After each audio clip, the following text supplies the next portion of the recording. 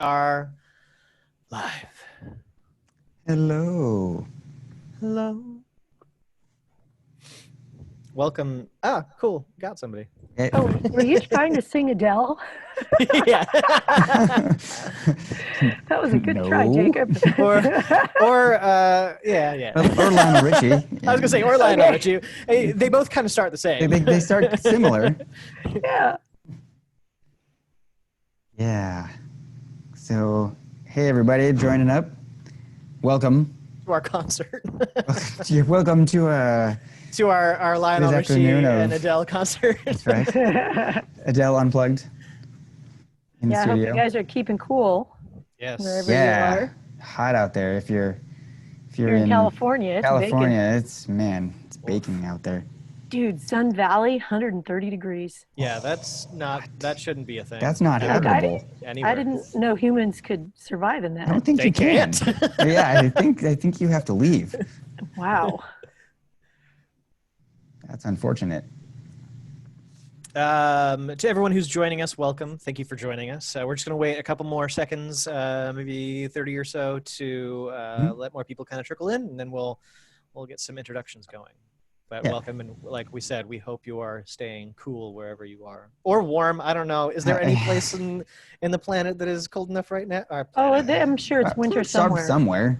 Yeah. What's that place? Antarctica. Yeah, I heard it's pretty cold there. Yeah, well, since the air conditioning is They're out in holding my out. house, I come here to the office and live so I can be sane. It gets up to 95 degrees inside my It's just house. too hot, and with the humidity, it's just unbearable. Ugh. All right. Well, now that we've commiserated a bit. Yes. Yeah. Welcome to everyone who's joining us. Today we're going to be talking about TouchMix live streaming. That's right. Cool. Awesome. My name is Jacob. I'm going to be moderating. So I'm the training coordinator at QSC. So you won't hear a ton from me. I'm just going to kind of introduce everyone and kind of get this started. Obviously, you're going to hear a lot from Jason, who's going to be heading up the webinar. But we also have Golden with us, who is an expert on the topics, and she's going to help Jason talk about everything and also answer a lot of questions that might come through. So that being the case, if you do have questions, please ask them. We want you to ask any questions relating to the topic that you can think of. So go ahead and throw those in the Q&A. We're not going to have the chat open because the chat can get hectic, but we have Q&A available. Throw your questions in there, but we do ask that you keep your questions related to the topic at hand. Because if we start getting off topic, this webinar can go on for many, many hours. Hold on. Yes. So please keep your questions the topic at hand. If you do have any questions that are off topic, but you feel like you need them answered, we do have a great team that can answer those for you. See, the information is right there on the screen. It's a little blurry to me. Hopefully it's enough for you guys to jot down so that you can have that information. Yeah, we'll post the contact information in the I got chat that. in a I'll minute. post that. So I'll just a post that now. disclaimer. I apologize. The quality from my feed at least seems to kind of be going in and out. We didn't have a whole lot of time to troubleshoot what might be causing that. So apologies for if the picture gets blurred at any point. I'll do my best to try and explain as much as I can, and explain the visible references and things like that. So just know that we're sorry if it gets tough to see throughout the presentation today.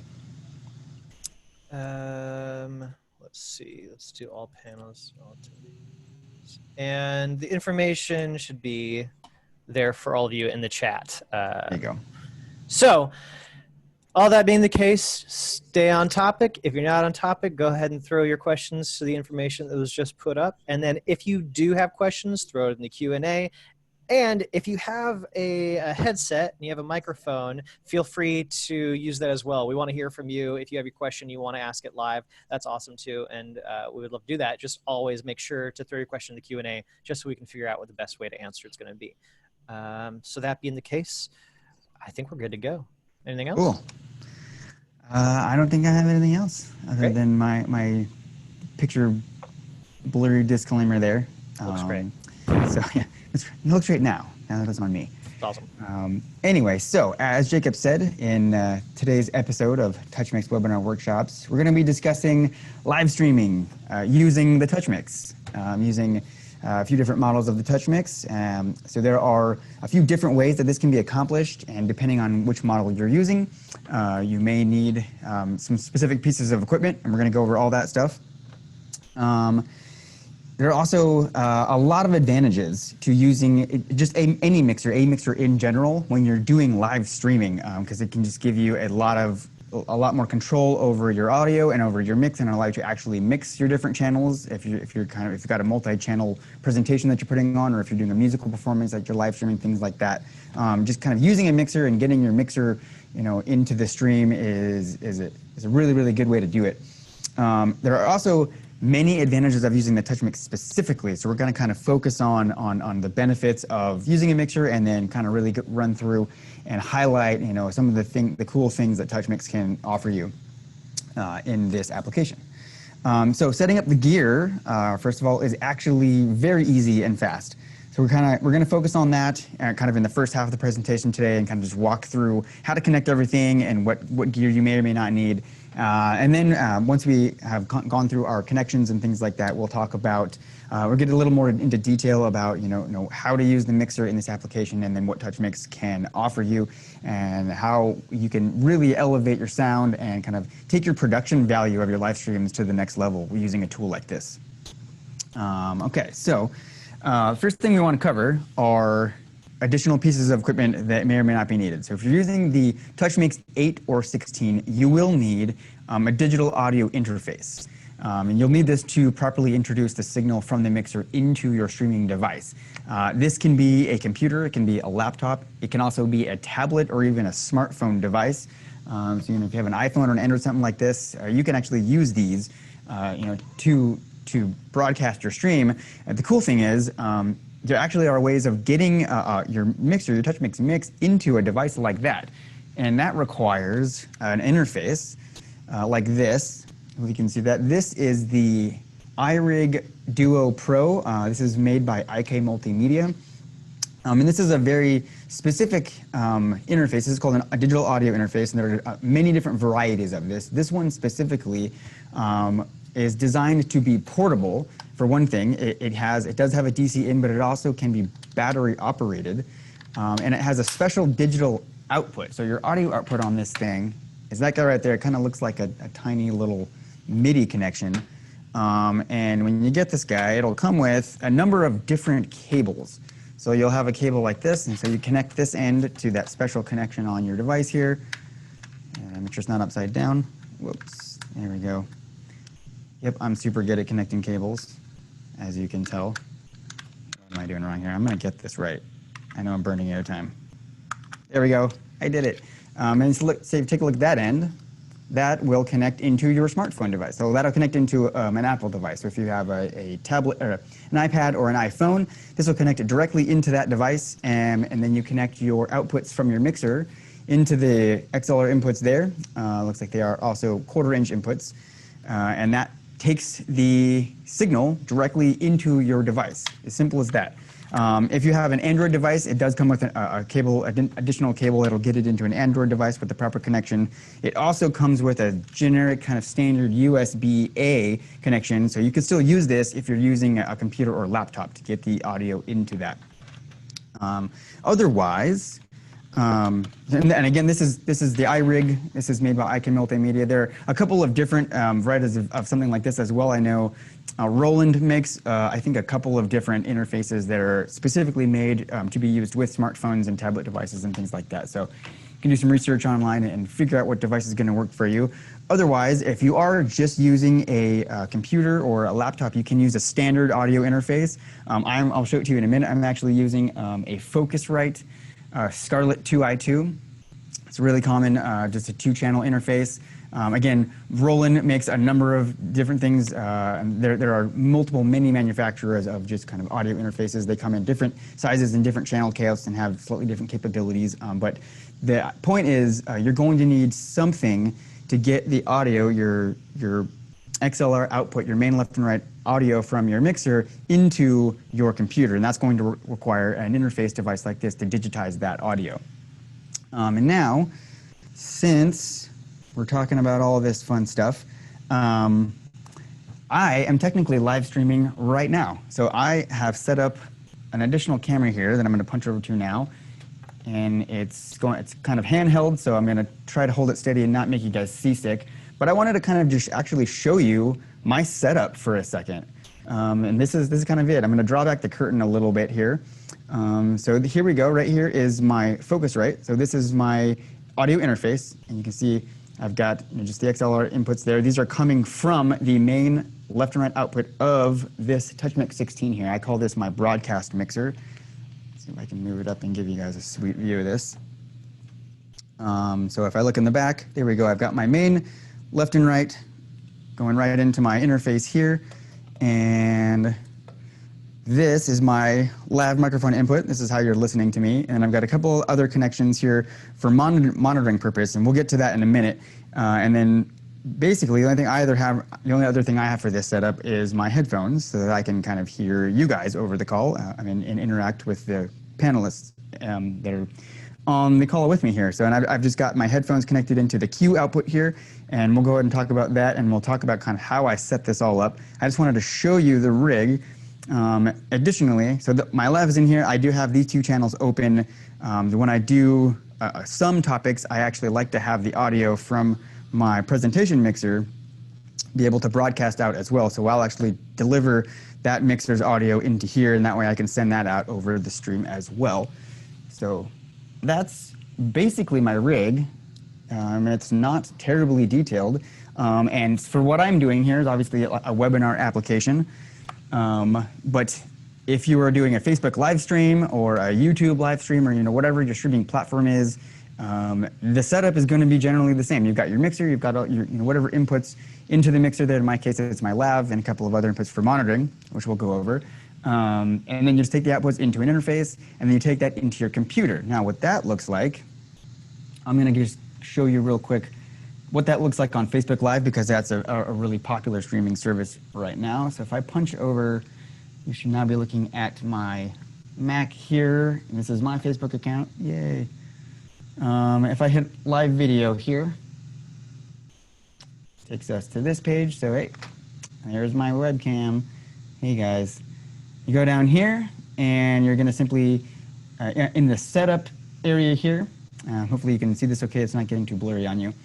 In the audio section indicated by this little microphone icon, you click in there and you'll have all your various audio input options, and one of them should be whatever interface you're using. That should show up as an option in here. You click that, and you should also notice what I've actually got pulled up in mine right now is the TM30 Pro specifically, which kind of segues into the next bit of this. If you are using the TouchMix 30 Pro, it actually is an interface in and of itself. So with the TouchMix, and I'll switch back to my camera for a second here. With the TouchMix 8 and 16, you do need, it will require an additional audio interface. So whatever interface you need to deliver that audio into your device that you're broadcasting from, you will need that. If you're using a TouchMix 30 Pro and you are streaming from a laptop or a desktop, something with a standard USB input, you can use the TouchMix 30 Pro as a direct digital interface. It has that capabilities. And what I've done here, I've actually got my TouchMix 30 Pro, which is sitting next to me here. And we'll pull up the screen there, and we'll play with that in a second. But I'm delivering that over USB directly into my MacBook here, and when I go into my Facebook Live settings, it gives me this option directly in that settings there. So that is a pretty cool thing. And if you're looking at the mixer itself, just to kind of move forward with using this guy, and then we'll backtrack a little bit and talk about setting up, or the specifics, a few more specifics with using the 8 and the 16. Oh, hey, Jason, I have a good question coming in. Great. That was fast. Steven's asking if he's using a hybrid, I guess it's a third-party service. Okay. He's using the left-right for the outside sound. Okay. Then what would I get the sound, how would I get the sound to the Facebook Zoom? So you'd probably There's want to... a lot of ways you could do that. Yeah, so if you're, I mean, with the TouchMix, if you're using a TouchMix 30 Pro as a direct interface, that's very difficult, if not impossible, just because of the way the routing in these platforms works. And I'm going to touch more on that in a few minutes here. But with either mixer, if you're using an interface, the best way to do that would be to use an interface. And so if you've got, my understanding is you're using your left-right for the, what did he call it? I think he's using it for, he said a hybrid service. Okay, so your left-right is going to something specific that is in addition to the stream, is how I'm interpreting that. Yeah, so he could use the monitor out. So you could use the monitor out, or you could set up an aux output and send the output of the aux to your interface, and then you're still going to select that interface in the platform, but you're feeding it the aux output, not the main output. So it's just a difference in the connections there, and then you have the aux output. And actually, this is actually part of the agenda for today. It's talking about. So hang tight, we're going to get auxes. there. We will get into kind of more the configuration of all that, but to answer the question generally, that's what you would do. You would probably set up an aux output that would be dedicated to your stream. You would deliver that physically with an XLR cable into your interface, and then your interface delivers that into your streaming platform. Your main left and right are going to whatever purpose those are serving at that moment, whether it's your own direct monitoring or and you're actually delivering that audio to an audience that's live in the facility. Oh, he's using a 16, so great. He's using the left-right main outs for sending to somewhere else. Okay, great. So those are going somewhere else. And then you set up an aux mix with whatever you want to go to the stream. And the cool thing about that is you can set up an entirely different mix. So you can set up a dedicated mix for the main left and right, wherever those going. And so you can actually set that mix up to best suit or best benefit that application. And then you have an aux, so you set that aux mix to something more specific for the stream, and you deliver that stream to the platform, whether it be Facebook or YouTube or Zoom, whatever you're working with there. And we're actually going to take a look at on the mixer more or less how to set that up. Yeah, so hang in, Stephen. We're gonna get into multiple ways of doing this. Answered your question there. Yeah. So taking a look at my mixer, the first thing I want to just outline is if you are using the TouchMix 30 here as the interface, the only thing you need to do on the mixer is come into the record play screen here and make sure that you're set up with this mode. This is the DAW mode, and if it doesn't look like this, you're going to want to press this record mode button over here, and you get your different record mode options. So you have your MP3 playback option, your multi-track USB option, and then your multi-track DAW option. This is what you're going to need in order to deliver the audio over that USB connection to your platform. So make sure you're set up with that. Make sure your sample rate is matching whatever sample rate this platform is set to. Those settings are typically not that hard to find, but you will want that to match, and that's it. And then that connection is active, so now the mixer is actively streaming out into your platform. There is a slight caveat to doing this, however. Most platforms, most live streaming platforms, so if you got your Facebook Live, I know YouTube does it. I'm using Zoom here as a kind of a webinar platform. There's another one that I'm forgetting. There's another major service that has a really nice streaming platform. But either case, whatever you're using, there also is a free software called OBS, which I'm going to show you as well, which is sort of an inner step in between a streaming platform, which gives you a little bit more control over audio switching and camera switching, which is a pretty cool option to have, and I'll show you that in a second. In any scenario, most of these platforms they're not set up for multi-channel inputs or multi-channel routing. They're basically set up to receive a stereo input.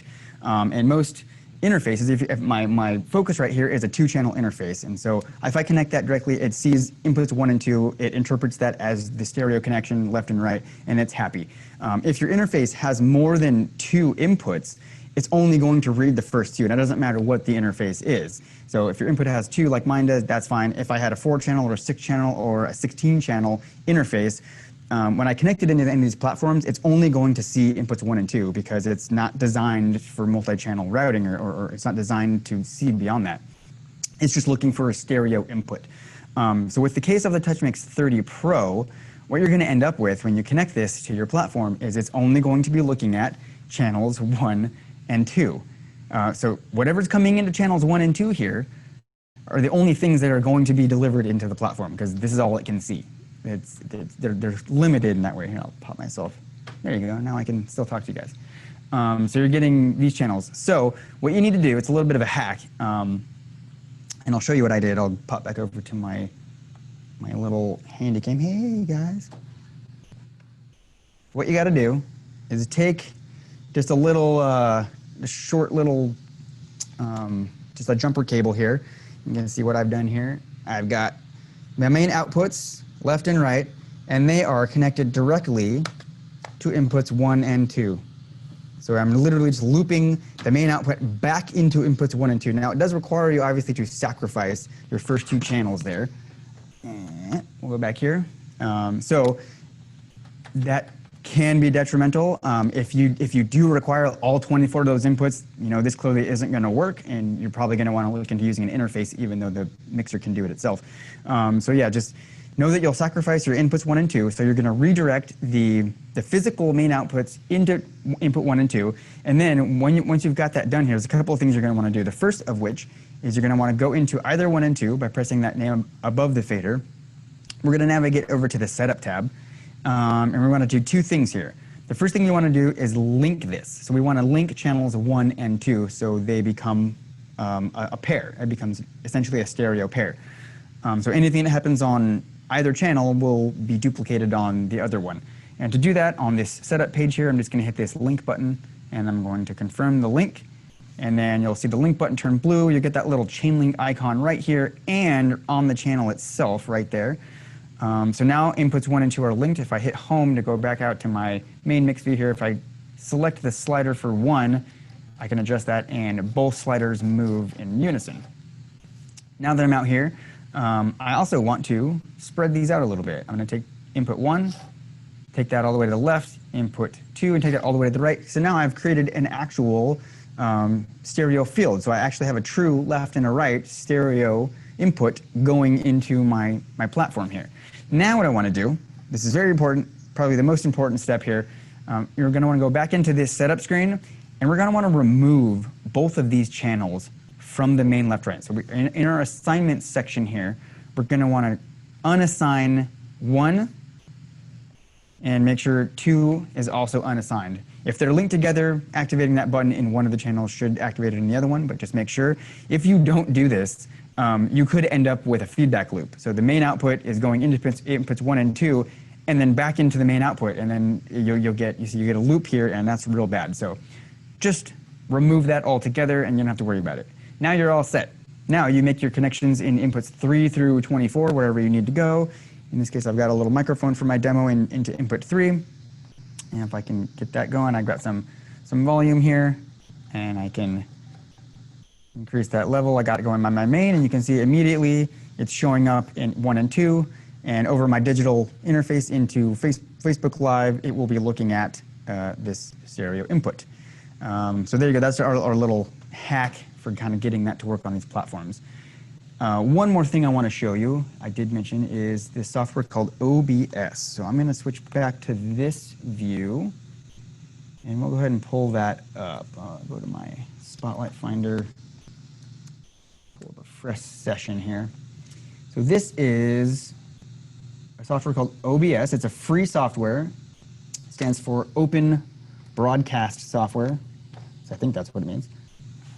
We're going to say that's what it means. And here you go. So this basically, I have nothing connected or going on in this one, but it's pretty intuitive and it's easy to use, and it allows you to connect multiple video sources and multiple audio sources into this software, and then you can use the software to have the ability to kind of switch between your various video and or audio sources kind of at your whim to kind of, again, just give you an extra level of production value for your streams, and then this software will deliver that package out to your streaming service. So you just kind of select the OBS software as your video input and your audio input in your platform, and then everything's coming from here, and you have full control of your broadcast through this software. If we're setting up our TouchMix here, we're going to go to the preferences, and I'm going to show you how to do this with the TouchMix 30 Pro because I still do have it connected into my Mac here. So I'm going to go to my preferences option. I'm going to go to the audio, and I'm just going to pick one of these options here. Hopefully you can see that. These options just say mic auxiliary audio. There's a number of them available here. Just pick any one of them, and they'll all be disabled by default. If you click in here, you will see the TouchMix presented as an option with the QSC TM30 Pro. If I select that, I'm going to confirm it by hitting OK. It immediately gives me an open channel down here, and we can see my microphone. As I talk into this microphone, it is now being served up into this software. And what this is looking at is exactly what I just described. So this software is seeing this input as a stereo input. So it's looking at inputs 1 and 2 here. And so this is what it's hearing. It's hearing everything that's coming into inputs 1 and 2. So by redirecting the main outputs back into 1 and 2, we are now safely delivering a potential complete mix up into the software. So that's pretty cool. And that about covers the connection and delivery methods into the platform. Now, one of the things that we're doing now at this point, we're pretty much done. We can get our audio all connected. I'll switch back to here for a second. Look, double me. You know, and now we're free to mix. We can use this tool. We can use our mixer to create our mix of all of our various sources and send that out. A key difference in using the mixer in this application versus, say, a live application or even a recording application is being able to hear that mix. If you're mixing a live event, you know, you have an actual PA setup in front of you, so you can kind of get direct feedback from the PA, and you can kind of listen and hear what you're mixing. In the instance of delivering this mix into a streaming platform, you're not getting that immediate, that direct audio feedback from the PA that you can hear. So we need to set ourselves up with a way to hear that and mix accordingly. So what I'm going to show you now is a way to use the Q system and the auxiliaries in order to kind of set up kind of custom monitoring systems here.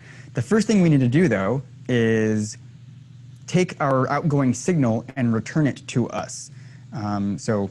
Normally, the main left and right outputs are going to a PA system, and again, we can hear that PA system, right? So now we need to pick that signal off somewhere and get it back into our ears in one way or another. So the best way to do that, I wouldn't say the best way, but a good way to do that, a way that I will recommend doing it, would be, and I'll pop back to this camera here, if you are using an interface, the interface will have a direct monitor output.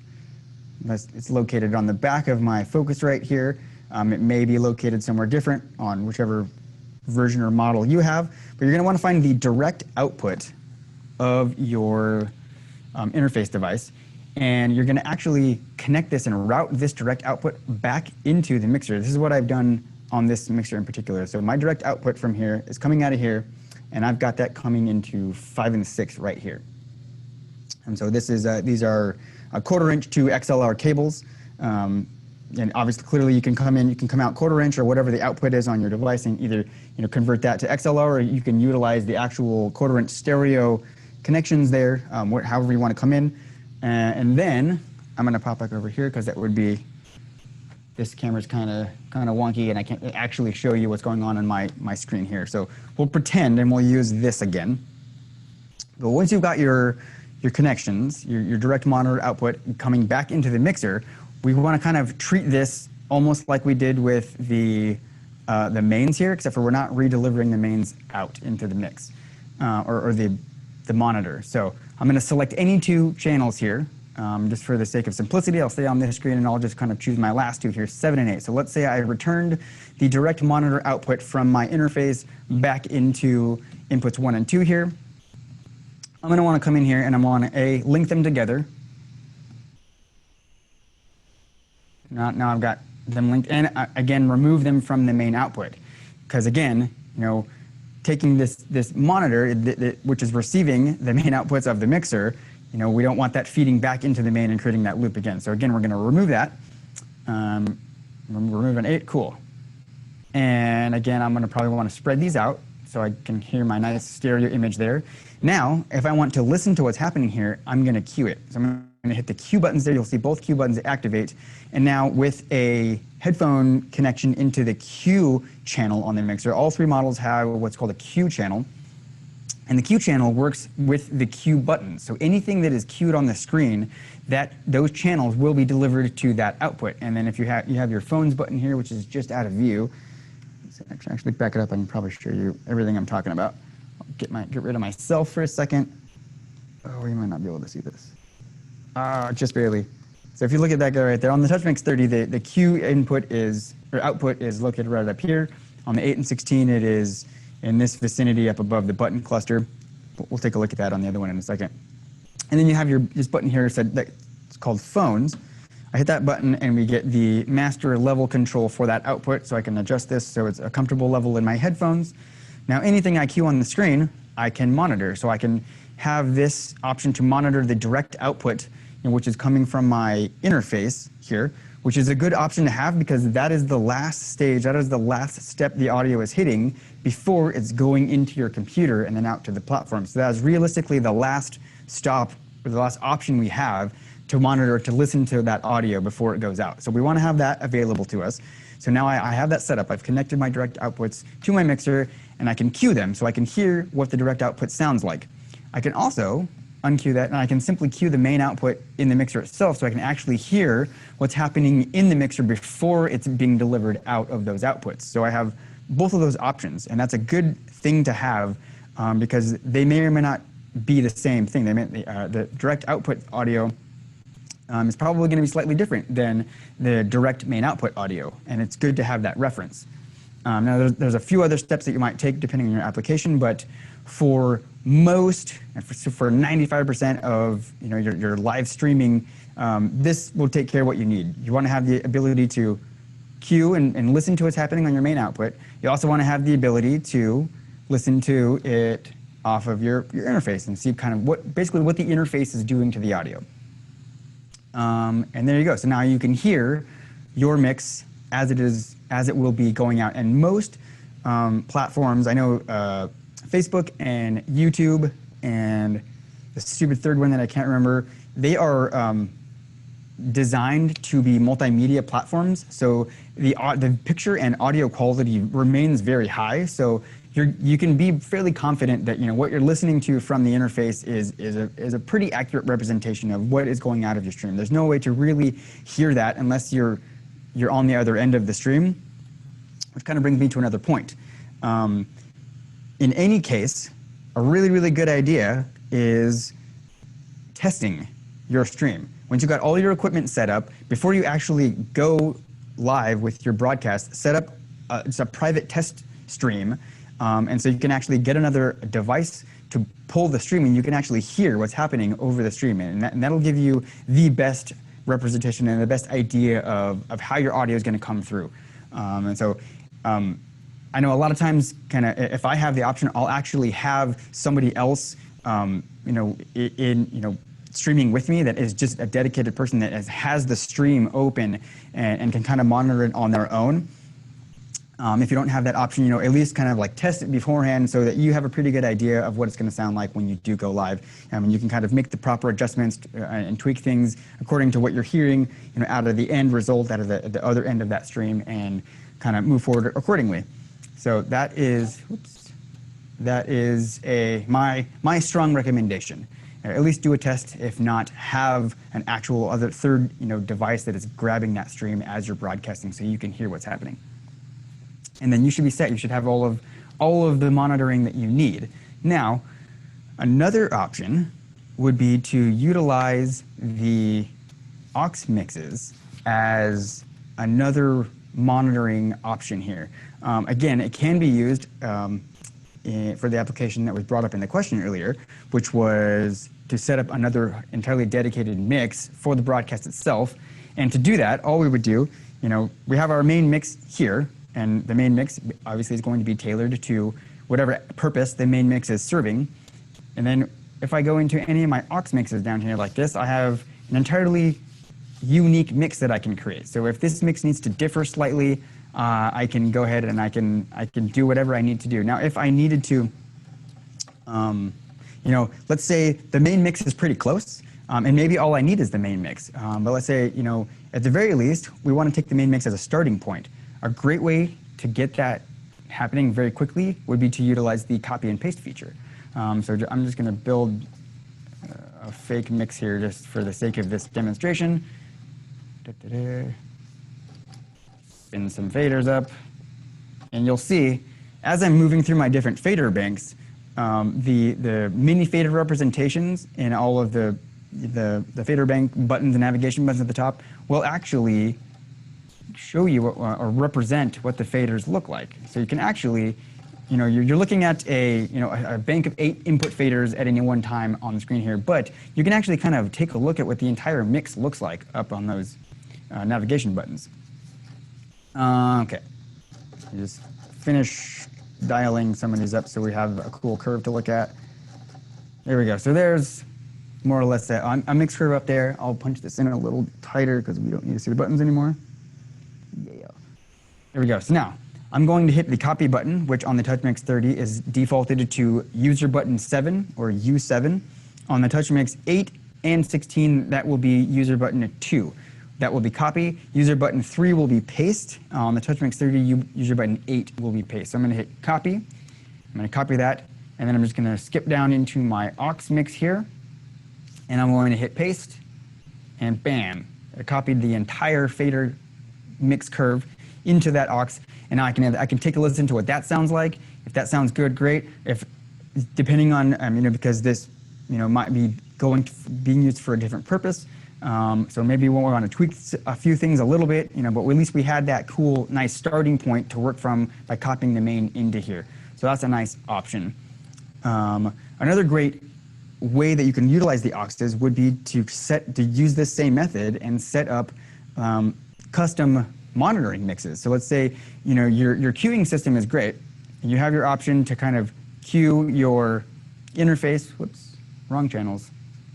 And or your mains, so you can get a good idea of the true mix that's happening. But let's say you don't necessarily want to listen to that throughout your broadcast. Maybe you want to set yourself up with kind of a personalized mix, depending on what your application is. Maybe you're doing a musical thing and you want to have you're a performer as well as kind of operating this, which would be a lot to take on, but it's not impossible. You want to have a custom mix to make yourself more comfortable, in your performance, versus just having to listen to that main output the whole time. You can use the auxes to do just that. If you go into, if I say I want to set up 3 and 4 as a stereo aux mix, I can do the same thing with the outputs as I did with my inputs, which is to link them together. So on my setup screen for any of my auxes.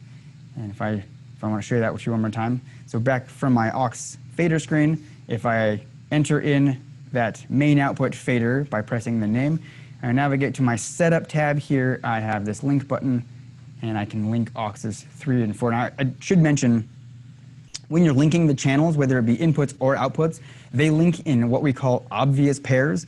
And that simply means, so you're going to link 1 and 2. Those can link together. 3 and 4 can link together. 5 and 6, and so on and so on and so on. So for instance, you couldn't link 2 and 3. So they're kind of locked into these obvious pairings when you link your channels together. So just be aware of that. But I've taken aux 3 and 4 here, and I've linked those together. So now I have a dual output. So I have a stereo output. Now I can connect that to some desktop monitors, or I can connect that to a headphone amplifier and connect headphones. And I have the ability to set myself up with a completely custom mix of anything that I want to hear at any level that I want to hear, whatever is happening in my audio. So that is another really, really nice option of being able to do that. And you can do that obviously on the 30 or in the 8 or 16, whatever model you're working with. You have the option of kind of building mixes, headphone mixes with your aux outputs, and or setting up additional or ancillary mixes that may or may not be used for the broadcast specifically, or maybe if you're using the main mix, the main left and right for the broadcast, but you need another output to go to a recorder or another mixer or another location that's in your physical facility, whatever your use case might be. We've got a lot of different options here on how you can route the audio and get the audio to different places. Hey, Jason. Yeah. So I had Robert asking if you could briefly go over the connection process from the TM30 to the computer. Sure. and setting that up. Yeah, I forgot to it's- ask him whether he was on a Mac or a PC, but maybe you could just quickly go over that. So the biggest difference between Mac or PC is going to be on a Mac, it's got what's called core audio. So the Mac will automatically recognize the TouchMix as an audio source or audio interface. If you're working on a Windows system, it will not. You will need an ASIO driver, and maybe we can put the link to download that in the chat at some point before the end. Yeah, here, I'll find it and put it in there. it's a free download. You can find it on QSC.com. And it's our ASIO driver, so you have to install that onto your Windows system in order for the TouchMix to be recognized by the platform or the software that you're intending to deliver it to. So it's just sort of an intermediary stepping point to get the audio through into the software or the platform. But it's free. It's very easy to use and install. But I'm working with a Mac here, so I'll go ahead and show you that briefly. So basically all you're going to need to do, and I'll switch to this camera one more time, and I'm hoping this isn't making you guys seasick. I'm trying to be real gentle moving this guy around. But if you can see the back of my TouchMix 30 here, this guy, that is the USB digital output. So that is a USB-B connection, so it's sort of that square-ish USB connection. So you connect a USB A to B cable. So this is the connection here on the TouchMix, and that is going all the way over to this Mac here into the USB there. Simple as that. Now, let's set that down. On the Mac itself, if you just want to kind of utilize the TouchMix as your overall audio service, I guess, you're going to need to go into your settings. So I'll show you that again. So that looks like this little guy, this little cogwheel. It's called System Preferences. We're going to open that up, and you need to go into this sound option here, and you'll see it right here. So we've got these options up here. We've got input and output, and so you can select the TouchMix 30 Pro as your input source and or your output source. Right now, I've already set this up. I've already defaulted the TouchMix 30 on my computer here to be the input and output when it's connected. But that's all you use. Make sure it's selected as either your input or output or both, and then your computer kind of knows to use that by default. Now, after you do this, you're more than likely also going to need to choose it as the source in whatever platform or application you're using. So if I'm using this as a DAW interface, for instance, I would need to open my DAW and make sure I choose it in my DAW. In the case of this, what we kind of took a look at, so this is that OBS broadcast software. I set it up here by going into the preferences and went into my audio and chose one of the mic auxiliary lines and set that as the TouchMix 30 Pro. So now it's looking at that as the interface. So I did post the ASIO link. So if you're on a PC, you'll want to you'll definitely want to get that. And that's more or less, that's it. And if you wanted to take a look, we did a couple other webinars where we're talking about recording specifically into a computer. So we kind of outlined that process in a lot greater detail. If you'd like to check out that, the recording of that is available if you go to the Fresh Bites calendar. Well. Yeah, post that. Great. So we have a number of webinars that are available on demand now, so you can go ahead and watch the recordings of them. They're all in the chat window. Perfect. Yeah. So take a look at those, browse through those, and a lot of more information in there. But basically, that is more or less how you do it. You make your physical connection. Oh, one thing I did forget to mention would be to make sure that in your record play mode, you are set to the DAW mode, which looks like this. So in your record mode, make sure you're set to multi-track DAW, which is basically just giving you signal indicators. It's not giving you any transport controls or anything. It's just signal indicators telling you whether audio is either coming or going over that USB connection. And that's it. Yeah. That was a good question. Thank you. Was that Robert, you said? Yes, asked that Robert. question? Thank you, Robert. Cool. So at this point, we are more or less set up and ready to go for a broadcast. We've got all our physical connections made. We've selected our interface in our platform. We've got our monitoring set up. We've built a couple of aux mixes to do some custom monitoring and do some ancillary mixing and things like that. So now what? Well, now we want to mix, right? We want to create a mix. And obviously, you know, the more inputs you have, the ability to kind of mix the different levels together and get all of that condensed into a stereo output is the broad goal here. If you are working with, you know, a full band setup, or if you're working with a number of different talking heads, if it's like an interview type thing where you've got a couple of, or a panel discussion thing where you've got a number of people that are all kind of just having a discussion or a conversation. So any of these scenarios, you know, where you have multiple different audio channels that you need to blend together, you know, we can do that. Beyond that, you know, with that, beyond just being able to kind of mix the levels and condense that into a stereo 2-channel output, we can process these channels. We can process all of this audio. And to do that, just to give you a real quick example here, I'll go ahead and, so I do have a microphone connected into my third input here. So I can go into there. Within the inputs here, I have, you know, anything that you would expect in a digital mixer. I've got EQ, I've got compression, I have gating, and I have effects. So I can apply any of this processing to any of my channels, which is fantastic. So instead of just sending a bunch of microphone inputs in dry, you know, now I can actually shape and tailor the sound. I can use EQ to do that, to kind of take away, kind of the unwanted elements of that singer, and kind of cut away a lot of the low end in a lot of different times if it's a talking microphone or a vocal microphone, and kind of boost different frequencies to kind of accentuate, you know, the better elements, or the presence, you know, so to speak, of those things, and kind of allow each element to kind of live in its own sonic space and not collide or fight with anything and create mud and things like that. It just kind of creates a lot of clarity in your mix and allows every unique component of the mix to be heard clearly.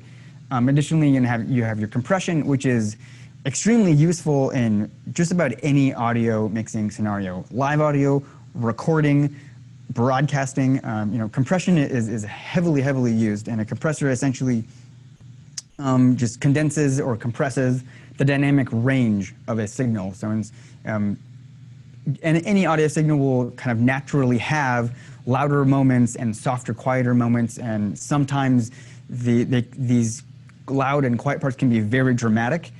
So a compressor just kind of takes the loudest moments and brings them closer to the softer moments. So, you know, when you're hitting those really loud peaks, it's not getting extremely loud or getting much louder than those softer parts. And then once you've done that, the entire signal can then be brought up and boosted, and it kind of gives you the effect of all of that low stuff that's generally very low kind of getting boosted, and so everything kind of sits within a very small dynamic range, and it's a lot easier to manage within a mix, particularly on vocals, but many different instruments and things like that can benefit greatly from compression.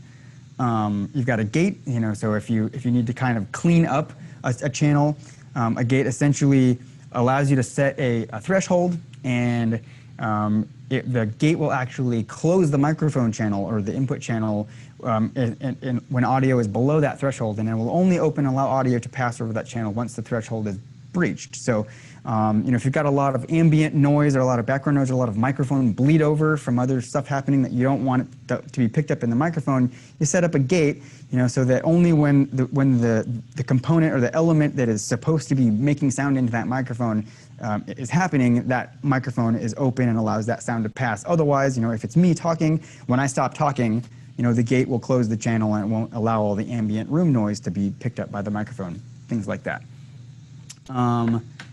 And then effects. So effects primarily used in musical applications just to kind of sweeten things up. I'm sure you're familiar with delays and reverbs and chorus effects and things like that. So we've got a whole suite of effects on here. I'm not going to talk about the effects in too much detail because, again, we do have an entire webinar topic dedicated to the effects. So be on the lookout to that. And we also do have that available as one of the recording options on that on-demand page. So if you're interested in that, I highly recommend checking out that recording there. But yeah, you can apply effects to any of your channels, so you can really kind of build a really nice sounding, really sweet mix that you can deliver out to your broadcast. If this is all Greek to you, if you don't have a lot of experience using EQ or compression, or you're not sure quite how much effects to apply or what effects to use on what different sounds, or maybe you're just in a hurry, and yeah, you do have experience, or maybe even a lot of experience, but you got to get up and running quickly. Well, TouchMix has an incredible suite of presets. So if I click the presets tab here, the TouchMix series in general has over 120 factory presets. The TouchMix 30 in particular has a few more. I think there are 146 presets in the TouchMix 30. Those additional presets are going to be made available for the N16. Don't worry about that. But for the time being, they are available in the 30 on the latest firmware update. And these presets were crafted over a period of many months using real musicians with real instruments playing through different PA setups in various size rooms and locations and atmospheres. They are extremely usable. And we like to say they get your channel 80% of the way set up. So that's a pretty good head start, if not, just a really usable, good sound. We're not going to go ahead and claim that like, oh yeah, I recall the preset and you're done 100% of the time. No, not quite, but you'll never be less than 80%. It's a huge head start. And again, if you're a novice, that's potentially going to get you a really nice sound that you might not have been able to achieve on your own. So they're a really, really nice feature on this mixer, and they're extremely easy to take advantage of. So like I showed you, you just navigate to the presets tab here. In the case of my microphone input here, I'd want to come down to the vocals and speech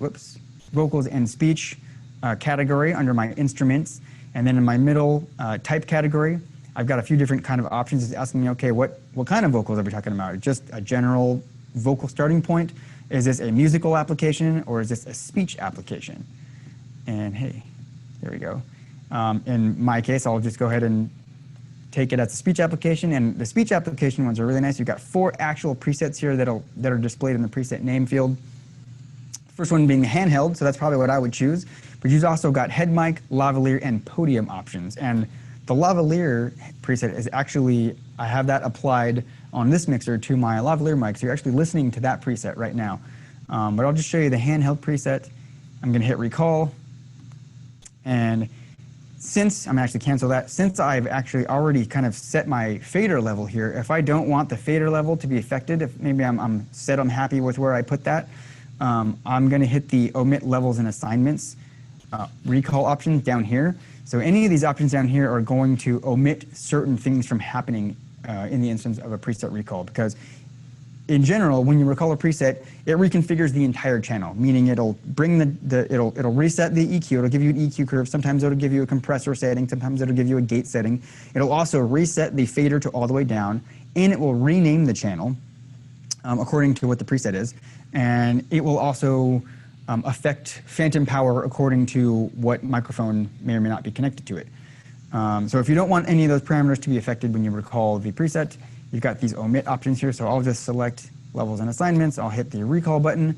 Now it wants me to confirm, yes, I want to recall this preset. I'll hit yes. And if I look in that field up here where it says current preset, it now says speech handheld, and my channel, the name of it has been changed to handheld. Now this preset has been recalled on this microphone, and if I go back to my EQ, it's giving me a really nice EQ curve to work from, and it's even giving me some compression settings to kind of optimize this channel to be used with a handheld speech microphone. And again, maybe maybe it sounds great, but it still needs to be tailored and tweaked a little bit to the specific voice that you're working with, or the specific room that you're within. Again, it's close, but maybe you still need to tweak it a little bit. You can, of course, kind of come back into any of these parameters and make adjustments and fine tune and whatnot.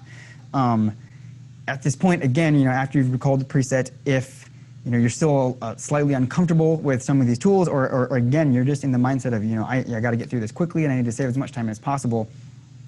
Another really great option that you have at your disposal is the simple mode, which is engaged with the simple button right up here. So if I hit that on my EQ, you can see here now, instead of a bunch of knobs, so if I disengage that, you can see I've got all these controls, all these parameters at my disposal. If I hit simple, now it's presenting me with 4 knobs. That's more or less the same as operating any decent car stereo. The same thing can be said if I go into my compressor. I've got a whole bunch of different parameters that affect the compressor in different ways. I just want one knob. I hit simple and I got one knob.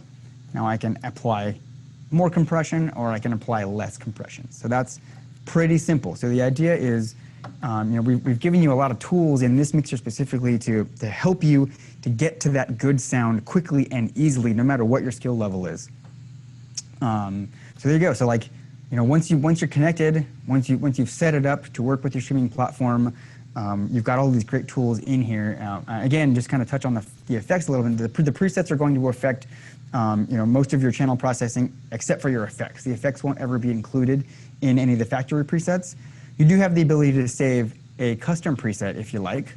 If you go from the presets menu here, if you switch this toggle right there from factory to user, now this gives you the ability to save and store any number of your own presets. So if you configure a channel the way you like it, you can come in here, go under user, and you can save that and store that in your mixer to be recalled at any point. The user presets will include any effects that are applied to that channel as well. So that's a good way to save effects in the presets. And if you do find that you really love just one of the standard factory presets, and you've applied a little bit of effects to the channel over it, you can just resave that as a custom preset, and it will just save those effect settings in with whatever the parameters were that came with that factory preset. So good option here. Other than that, using effects specifically, again, it's a very simple process. You come into the effects tab, you select the little slider for any of the effects that are in this screen, and you kind of just start to draw it up until you've got the desired amount of that effect on this channel. Really cool little tool that we've put on here in regards to the effects. I'll punch out slightly. If you hit this wizards button. I've been getting some questions in regards to the TouchMix setup that I wanted to make clear, because it's hard to type it all. It might be easier just to talk it out. Yeah, let's talk about it. So Robert's asking, first of all, is asking how is the computer receiving the signal? It's receiving the signal from the USB port from the TouchMix 30 to the computer. Yes. And the reason we're using channels 1 and 2 is because those third-party apps are only looking for channels 1 and 2. Correct. So we have to give them channels 1 and 2 on our TouchMix. And no matter how many channels our TouchMix has, they're looking for 1 and 2. And that is only if you're using the TouchMix 30 as the interface. If you're using the USB out into that and you've selected the TouchMix 30 as your source in your platform, that source is only going to see your first two inputs. So by physically connecting the left and right outputs into 1 and 2, and then we now still have 3 through 24 available to us to build a mix from, and we're just delivering that back into 1 and 2 so that it can pass through into the platform. If you are using an interface, even if you have a TouchMix 30 Pro, you can run it into, you can just connect the left and right into your interface and use your interface, and that way you can utilize all 24 of your channels. Yeah.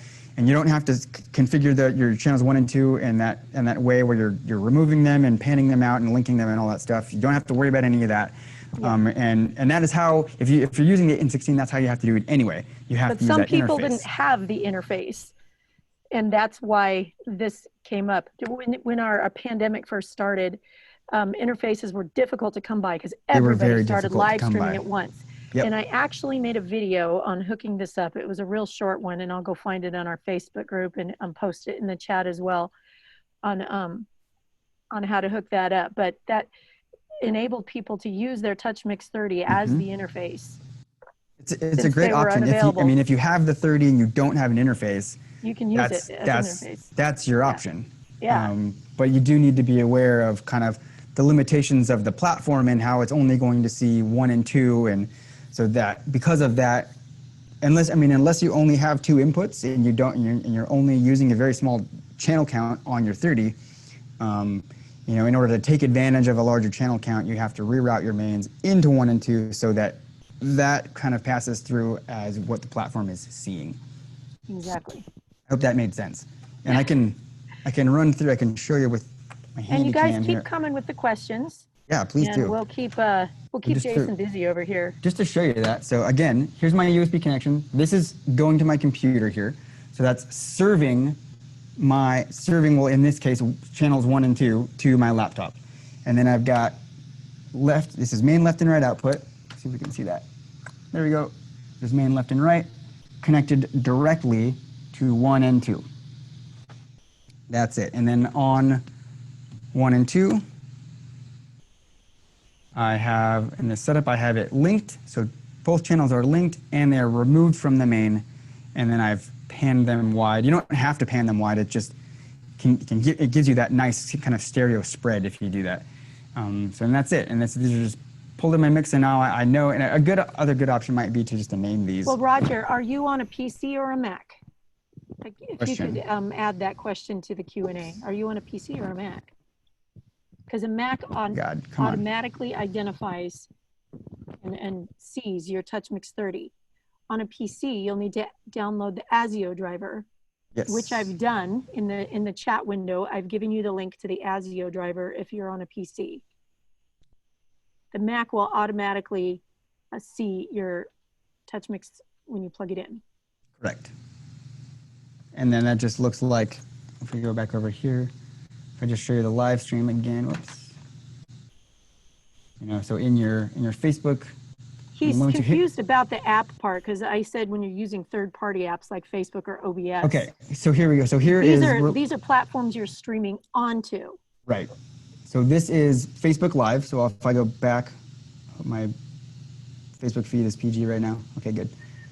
So here's just this is my Facebook feed. Here it is for all to see. You can hit this live video option. Boom. Takes you into this section. You know, where you've got your camera preview up here, and then down here in your setup options, this little microphone icon indicates your audio settings. If you click into that, that's a drop down. That will show you all of your available audio sources that the platform can see. And if you got your TouchMix 30 connected, it'll show up right here. This option comes up for me because I've defaulted it on my Mac specifically. So you can just leave it at that default option, or just select it specifically here. It's the same thing, but that's what you need to do. So in your platform. And when I use the word app, I'm not referring to a program that's downloaded to your computer. I'm talking about Facebook or the platforms that you stream onto. Facebook is an extremely popular place that people live stream. You can also do it from YouTube. YouTube has an option to do a live stream option.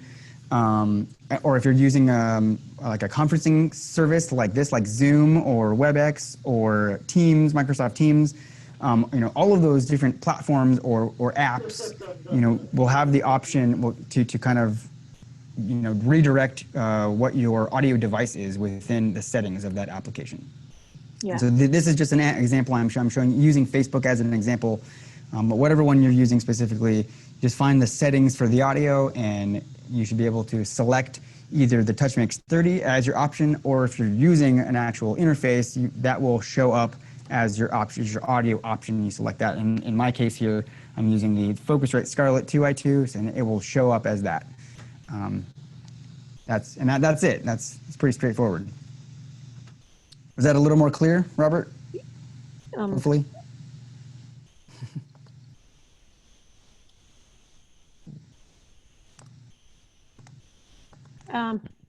He didn't type back, but yeah.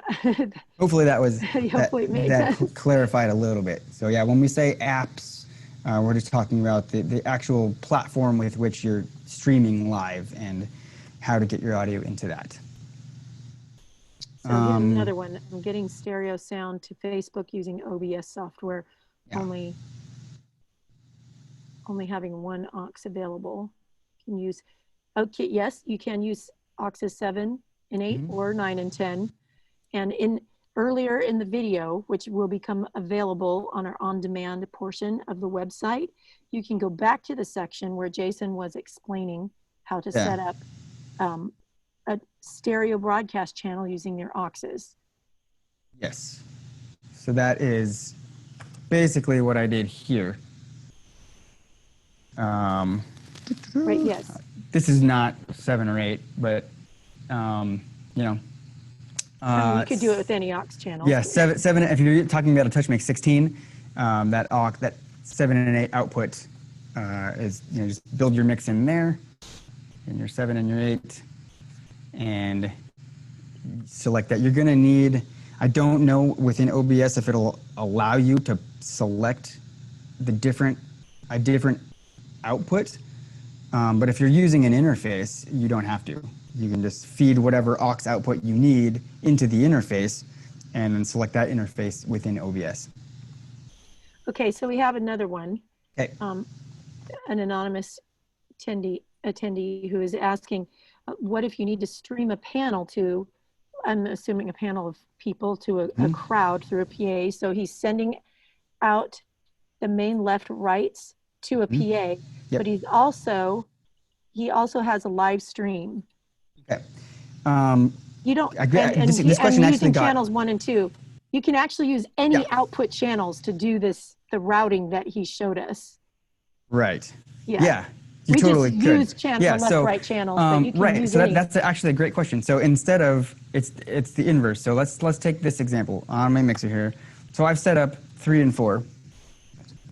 We'll punch it in. So I've set up 3 and 4. I've linked them. So I've set up 3 and 4 as a stereo output, right? So instead of connecting my main left and right into 1 and 2, I would take 3 and 4. 3 as my left, 4 as my right, and connect that in. Actually, let's do it. Let's just do it right now.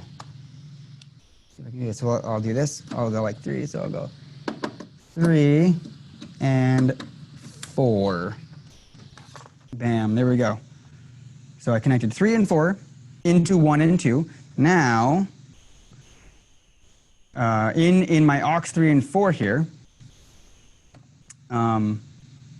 I build whatever mix I want to go to the service. So in this instance, I'm assuming my main left and right are for the live audience, right? So I've got a live audience in the facility or in the venue with me. Main left and right mix is here.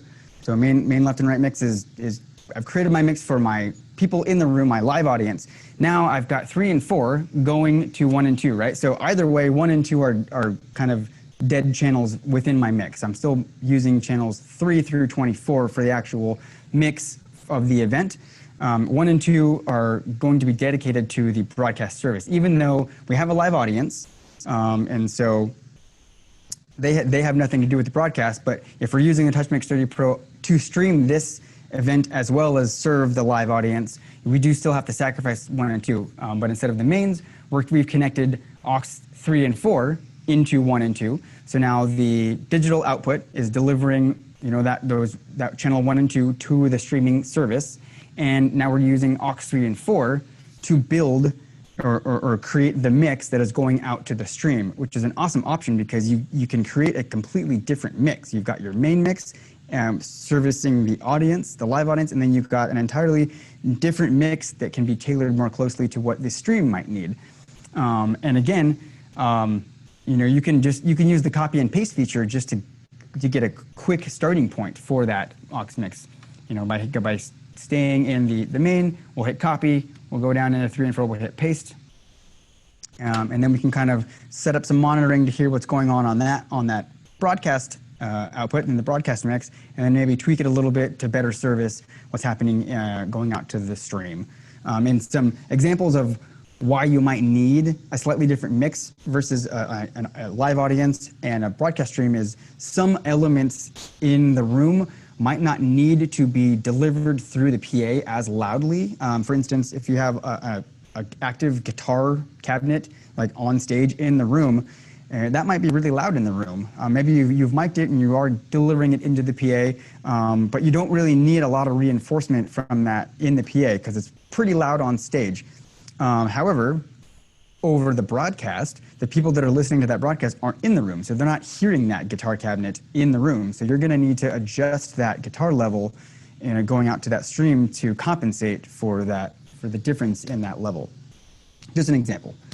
But yeah. Yeah. Now, if you're mixing using the main faders, Jason, can you show them how to put it in post? So if they are mixing the house with main faders, it'll make the broadcast move with the main faders? Yes. Okay. So if we're talking about tracking So now my broadcast mix, I want this to be exactly like the main mix, right? I want when I move a fader in my main mix, I want that same thing to happen in the broadcast mix, right? That requires us to go into the settings of the aux by pressing that in there. And on the setup tab here, we're going to want to change this pickoff point from pre to post, okay? And we had a whole nother webinar on this as well, so I'm not going to explain in great detail of what this means. But basically, you need to change the audio pickoff point from pre-fader, which means pre the main fader, which is the default, which is why we are able to have separate fader levels between the main mix and the aux mix. We want to reset that. We're going to change that to post. Now the level of the main mix fader is going to affect this aux as well. Now, the other thing we're going to want to do here, hit home, get back out to this mix. Now we want to take all of these and set them to unity. Now, because we're using 1 and 2 for our broadcast, right? We're still going to leave that alone. I'm going to leave that down. But from that point, our mix is starting on channel 3. So I'm going to take all of these and set them to unity. Now I can do that manually by selecting each fader and dialing it to unity or 0. Or if you want to create a shortcut for yourself, there's a really cool thing you can do with a user button. If I go into menu, user buttons, in the utility, yep, I've already done it actually. I've done it on both of these. Like I set up 2 of them. So you've got this utility option, and you go to select parameter, and you have an option here that's called fader to 0 dB. 0 dB is unity. So if I assign a user button to this function, which I've already done here actually, so now if I go back to my home, if I select any one of my faders and then hit U1, it'll snap it right to unity. So you can use that user button shortcut to create this functionality very quickly. Now the reason you need all of your faders in this aux to be at unity is because we've reset the pickoff point to post fader. So now all of these channel fader levels are affecting the level in the aux. And so all we want to do in the aux is we just want to have just even signal coming through within the aux faders themselves. So all of the faders within the aux are set to unity, which means they are not affecting the incoming signal in any way. They're not boosting or attenuating that signal. So it is just whatever level it's coming in as, it will let it pass at that level, which means we are now listening to exactly what's happening in the main mix. So if I spin this fader up, we're hearing that level change exactly as it is within that aux as well. So now I have my main mix and aux 3 and 4. 3 and 4 is mirroring, doing the exact same thing as my main mix. And now I can serve that out to my broadcast, and as I'm mixing my house in the room, I know that that is exactly what's happening in the broadcast or whatever I've connected to aux 3 and 4. I have one more important thing to mention. Yes. Have you guys been watching a feed and noticed it's only coming out of one side on Facebook? And the reason for that is, even if you're only using one microphone, you have to have both channels plugged in to your interface, because the platforms are receiving a stereo signal. So if you only have the left channel plugged in, thinking, oh, I'm just sending a mono mix. That's not the way it works. Nope. They want the stereo input. Yeah. So make sure when you're getting into your interface from your mixer that you're plugging both 1 and 2 in. Good point. Very good. Yeah, awesome questions, guys. We're a bit over time, which is cool because I enjoyed answering your questions and making sure you guys, understand this stuff. I'll allow for, if anybody has a quick one, maybe we can take one more. Going.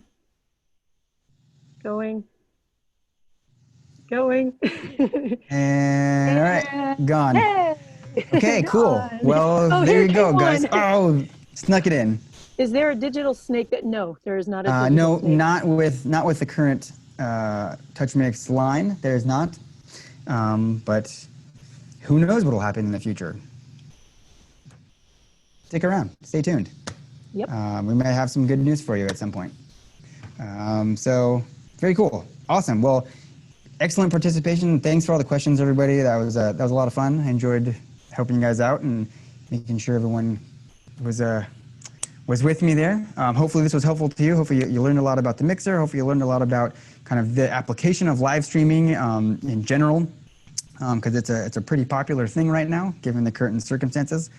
And yeah, and we're going to be doing a couple more of these. We got one more next week. So it's a specific lesson kind of talking about TouchMix in a DJ application. So if you happen to be a DJ, make sure to check that out. And then I will be updating the calendar with a few more dates in September. And so we're gonna keep going, guys. We're just gonna keep doing these things and helping you out and giving you as much information as we can. And we thank you all for hanging out and participating. So with that, everybody, stay cool, stay safe, stay sane out there, and hope we see you next time. Yep. All right, guys. Bye-bye. Bye.